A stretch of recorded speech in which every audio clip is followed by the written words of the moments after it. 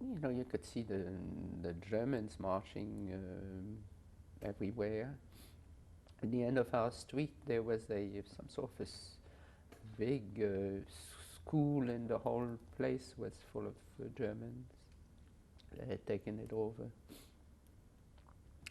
and it was hard to get food. You know, we had food rations, and my mother always had to stand online. You know, and then, you know, she would, sometimes I would go with her, and there were always fights on the lines, and somebody would always call her a dirty Jew, you know. My mother would come to see me every day, but she could not come to my bed. I had to see her from far. And then I think I was in a hospital for about a month. And then one day, my father would come to see me on Sundays when he didn't work. And then one day, nobody came.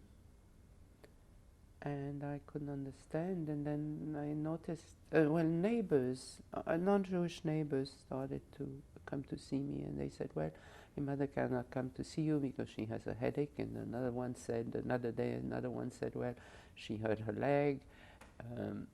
And I didn't know what to make of it, you know. I knew soon I would have to come out, and, you know, what would happen. I was scared. And then one day, a neighbor who lived on the same floor, that on the third floor like us, came and told me that she would be coming to take me out of the hospital, not to worry. So that's what happened. I waited for a day, and she did come. And she told me that I was going to come to her house because my parents had to leave. She thinks they may have gone to Switzerland, and I couldn't understand. Why would they go to Switzerland? Or she said Switzerland or Algeria. Why wouldn't they wait for me? Why wouldn't they? And you know, as I told you, I was not a very obedient child. I was a little spiteful, and I always then when I figured, oh, my mother, she really got even with me. She left me because I wasn't listening.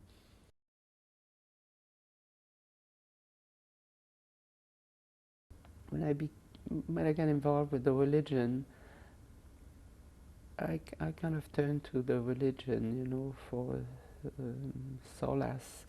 Um, I was very lonely. Nobody ever came to see me. Nobody wrote to me.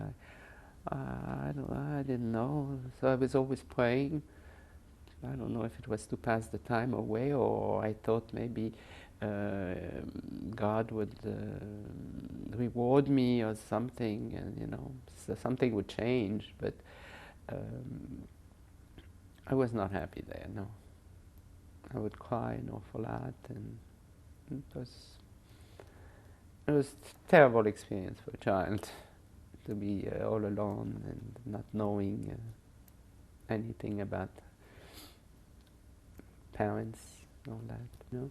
You know, I remember an incident. The first time I arrived there, I went to church. I didn't know what to do, you know, so I was imitating the other children, and then one girl tapped on my shoulder, and she says to me, "How come you're going like this all the time?" And you know, I don't remember ever going to a synagogue as a child, but I must have gone.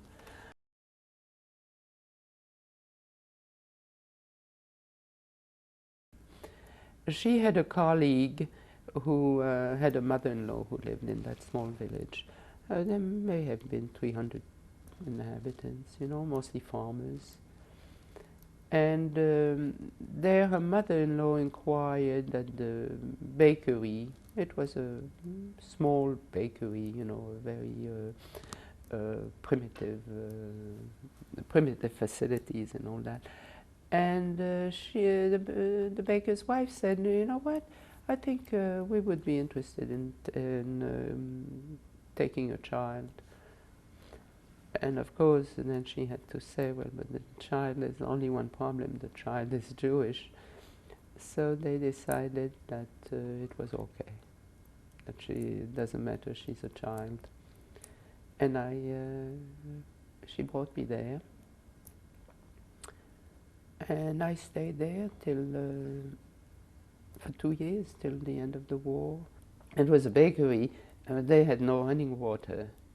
So it was my chore always to go to the fountain and fill up pails of water and, you know, bring them to the bakery.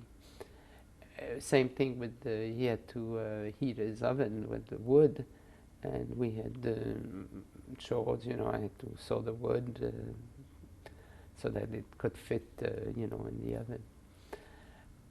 But they were very nice to me. You know, during the summer we would go to the river swimming, and they would always include me in everything, in all the activities. And I felt like I was part of the family.